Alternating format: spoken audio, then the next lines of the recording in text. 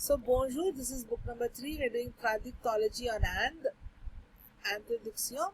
Before we go any further, what we will do is we'll try to once see what is there in English, and then we'll see what is there in French. So basically, India is a land of many languages and cultures. Translation as a science translation in India has existed for a very long time. Even before the word Pradiptology, the study of translation, was invented, translation helped people share ideas, connect cultures, and spread knowledge. But formal translation studies developed later in India than in the West. So we are going to go to ancient beginnings. This is the first point, where we had oral texts and Sanskrit. Texts like Ramayana and Mahabharata are very old. In the beginning, the Vedas were passed down orally, then written in Sanskrit, the scholarly language. Even if the people didn't use the word translation, stories moved from one language to another through oral retelling. So examples: Hindi, Ramcharitmanas by Tulsidas; in Tamil, Ramavataram by Kambam. Each version is a little different, adapted to a local culture, not just word for word. So these two have been translated, that means. So theatre and multilingualism. In ancient India, Indian theatre, scholars spoke Sanskrit. Women spoke Prakrit. Common people spoke Pali or Magadhi. The audience heard multiple languages at once, like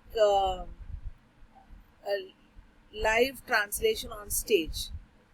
So in Telugu we call them Burra Katalu. So people used to come, they used to come and tell the stories, and everyone used to sit around that stage and they used to listen to those stories. So they used to have music and everything, and they used to tell the stories in the olden days. So cultural exchange and hidden translations. Indian stories like Panchatantra were translated into Persian, Arabic, Latin and French, spreading Indian knowledge to Europe. Some Indian texts like Natya Shastra are similar to Western texts like Aristotle's Poetics, showing possible Indian translations or cultural influences. Medieval India, Persian and the birth of Urdu. During the Mughal period, Persian became the court language. Many Sanskrit texts were translated into Persian. Examples: the Mahabharata was translated under Emperor Akbar. Dara Sikho translated the Upanishads and the Bhagavad Gita. This period was also the birth of Urdu, a mix of Persian and local languages. Then we had British colonization, a major turning point. In the 1800s, the British made English the foreign language. 1 minute.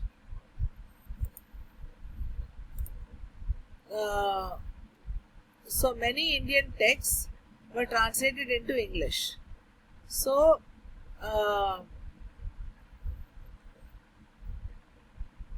Abhijnana Sakuntalam by William Jones, Bhagavad Gita by Charles Wilkins. Their aim was political control, so translations were very strict and literal, especially for religious texts like the Bible. However, this also helped create grammars, dictionaries, modern vocabulary in Indian languages. In Indian nationalism and translation as resistance, during the rise of Indian nationalism, translation became a tool to fight back against British rule. Examples: Neel Darpan exposed farmer exploitation, translated into English as protest. Anandamath by Banking Chandra was translated to spread patriotic ideas. Also, many translations between Indian languages helped create cultural unity. After independence, translating to unite. So, after 1947, India became independent, but with many official languages, translation became essential to create national unity. Institutions created our Sahitya Academy, 1954, translates between Indian languages. National Book Trust publishes Indian classics in many languages, Adan Pradhan series. Their motto, Indian literature is one, though written in many languages. International translation and promotion. Famous Indian translators help promote Indian literature worldwide. Examples, Gayatri Spivak translated Mahasweta Devi into English. A.K. Ramanujan introduced Tamil poetry Sangam to the world. Current challenges in India. Translation is very active in India today, but questions remain. What does it mean to be a faithful translation? Why are most translations done into English and not between Indian languages? How can we protect India's multilingual culture?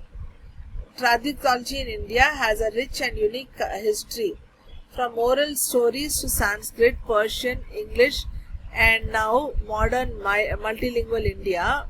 Translation is not just about changing words, but about connecting cultures and building bridges. Alright. So let us proceed to French now. So let us learn the whole thing in French. L'Inde est un pays très riche en langue, culture et tradition. La traduction y existe depuis très longtemps. Bien avant que le mot traductologie, l'étude de la traduction n'existe. En Inde, la traduction a joué un rôle essentiel pour faire circuler les idées, unir les peuples et partager les savoirs. Mais l'étude de la traduction, la traductologie, s'est développée plus lentement qu'en Occident. Les débuts anciens, textes oraux et sanskrit, le Ramayana et Mahabharata sont des textes très anciens en Inde. Au départ, les Védas étaient racontés oralement. Puis, ils ont été écrits en sanskrit, la langue savante de l'époque. Même si on ne parlait pas encore de traduction, les histoires circulent d'une langue à l'autre grâce à la transmission orale. Par exemple, le Ramayana a été raconté et adapté dans presque toutes les langues indiennes. En Hindi, Ramacharitamanus Tulsidas et Tamil, Ramavataram Kambam.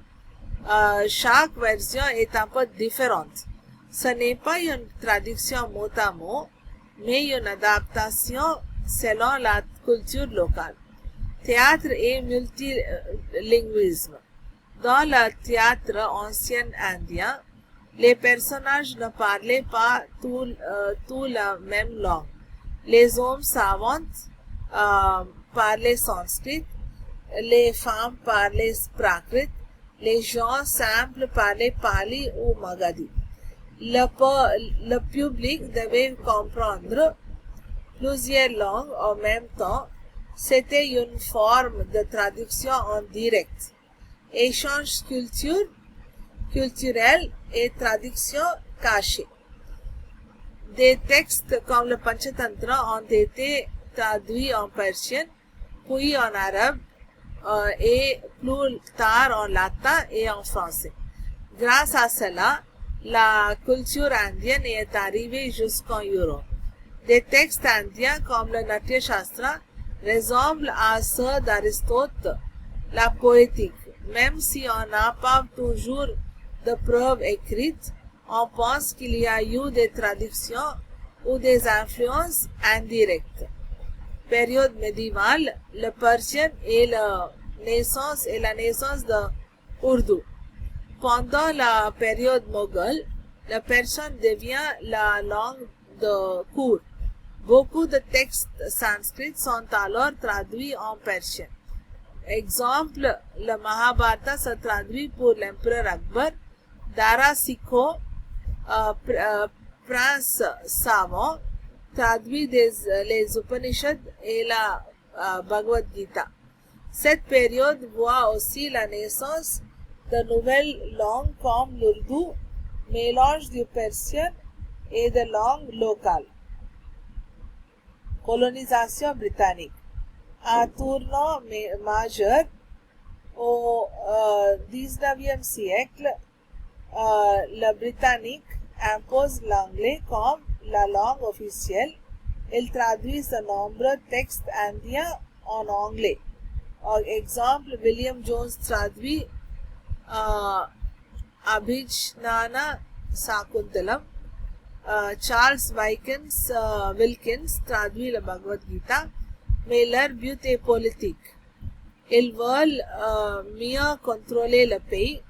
Ils imposent un modèle de traduction plus rigide, souvent mot à mot, surtout pour traduire la Bible. En même temps, cela aide à créer des grammaires, des dictionnaires et un vocabulaire moderne dans les langues indiennes. Le nationalisme indien et la traduction engagée. Au moment où les idées nationalistes se développent, la traduction devient un outil de résistance. Exemple, Neil Durban annonce l'exploitation des paysans, traduit en anglais comme l'acte de protestation. Banking Chandra était écrit Anandamat, qui est ensuite traduit pour encourager la lutte patriotique. Les traditions entre langues indiennes deviennent aussi plus nombreuses pour créer une unité culturelle. Après l'indépendance, traduire pour unir. Après 1947, l'Inde devient un pays libre, mais avec plusieurs langues officielles. Comment créer une unité? La réponse, la traduction. Des institutions sont créées pour aider. Sahitya Academy, elle traduit entre langues régionales. National Book Trust, collection Adan Pradan, qui publie des classiques indiens dans plusieurs langues. Leur message est simple. La littérature indienne est une, même si elle est écrite dans plusieurs langues. Traduction internationale, des traducteurs indiens célèbres font connaître l'Inde à l'étranger. Gayatri Spivak traduit Mahasweta Devi en anglais. A.K. Ramanujan fait découvrir la poésie ancienne tamoule. Enjeu actuel, aujourd'hui, la traduction est partout en Inde, mais il y a encore des questions importantes. Qu'est-ce qu'une traduction fidèle? Pourquoi tant de traductions vont vers l'anglais, mais pas assez entre anglais et indien? Comment préserver la richesse multilingue du pays? Conclusion, la traductologie en Inde a une histoire riche et unique. Elle a commencé avec la tradition orale et passé par le sanskrit, le persian, l'anglais et continue aujourd'hui à évoluer. Traduire en Inde, ce n'est pas juste changer la langue, c'est relier des mondes.